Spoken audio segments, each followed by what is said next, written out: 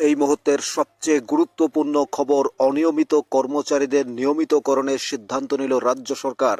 আজ বিধানসভার শেষ দিনেই মন্ত্রী প্রণজিৎ সিংহ রায় তিনি সিদ্ধান্ত জানালেন রাজ্য সরকারের পক্ষ থেকে অনিয়মিত সমস্ত কর্মচারীদের নিয়মিত করার সিদ্ধান্ত নিয়েছে। শুনুন কি বলছেন মাননীয় অর্থমন্ত্রী প্রণজিৎ সিংহ রায় বিধানসভার আজ শেষ দিনের প্রথম পর্বে। বর্তমানে রাজ্য সরকারের অনিয়মিত কর্মচারী সংখ্যা উত্তর অর্থ দপ্তর একটি বিশেষ পোর্টালের মাধ্যমে অনিয়মিত কর্মচারী, DRW, contingent worker, part time worker, casual ওয়ার্কারদের তথ্য সংগ্রহ করেছে। এই পোর্টালের মাধ্যমে সংগৃহীত তথ্য অনুসারে মোট অনিয়মিত কর্মচারীর সংখ্যা ১,৪৪৫ জন, তার মধ্যে ডিআরডব্লিউ ৮৩৬ জন, contingent worker ৩১১, casual worker ১৯৩, part time worker ১০৫।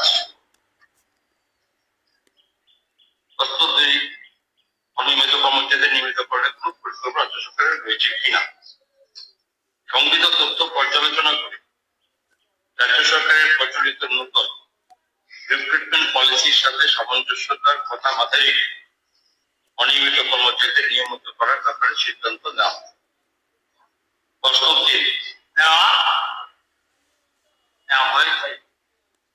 সংগৃহীত তথ্য পর্যালোচনা করে রাজ্য সরকারের প্রচলিত নতুন রিক্রুটমেন্ট পলিসি সাথে সামঞ্জস্যতার কথা মাথায় রেখে অনিয়মিত কর্মচারীদের নিয়মিত করার ব্যাপারে সিদ্ধান্ত নেওয়া হবে। রাজ্য সরকারের প্রচলিত নতুন রিক্রুটমেন্ট পলিসির সাথে সামঞ্জস্যতার কথা মাথায় রেখে অনিয়মিত কর্মচারীদের নিয়মিত করার ব্যাপারে সিদ্ধান্ত নেওয়া হবে।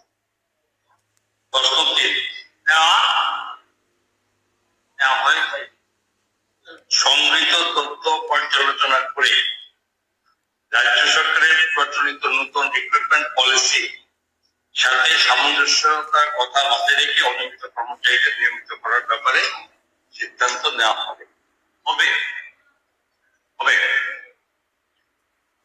প্রশ্নটি যদি থাকে কবে নাগাদ বাস্তবায়িত হবে?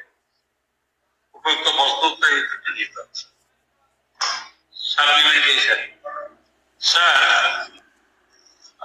শুনলেন সেই অসাধারণ গুরুত্বপূর্ণ বক্তব্য। রাজ্য বিধানসভার আজ শেষ দিনে প্রথম পর্বেই মাননীয় মন্ত্রী প্রণজিৎ সিংহ রায়, অর্থমন্ত্রী, ফিনান্স মিনিস্টার, তিনি সরাসরি জানিয়ে দিলেন অনিয়মিত কর্মচারীদের নিয়মিতকরণ করা হবে। অর্থাৎ রাজ্য সরকারের পক্ষ থেকে প্রশ্ন উত্তর পর্বে অনিয়মিত কর্মচারীদের প্রসঙ্গ নিয়ে কথা এবং প্রশ্ন করা হয়েছিল বিরোধীদের পক্ষ থেকে। সেই প্রশ্নের উত্তর জানিয়ে দিলেন মাননীয় অর্থমন্ত্রী প্রণজিৎ সিংহ রায়। সরাসরি বললেন অনিয়মিত কর্মচারীদের সমস্ত পলিসি, সমস্ত সিস্টেম মেনে রাজ্য সরকার তাদেরকে নিয়মিতকরণ করা হবে, নিয়মিতকরণ করবেন। আপনাদের কি মনে হয়? এবং প্রতিটা আপডেট আমাদের নিউজ ত্রিপুরা 1 চ্যানেলের কাছ থেকে পেয়ে যাবেন। আপনারা আমাদের চ্যানেলটি সাবস্ক্রাইব করে রাখুন, লাইক করুন এবং শেয়ার করুন। বিধানসভার একটা অত্যন্ত গুরুত্বপূর্ণ সিদ্ধান্ত।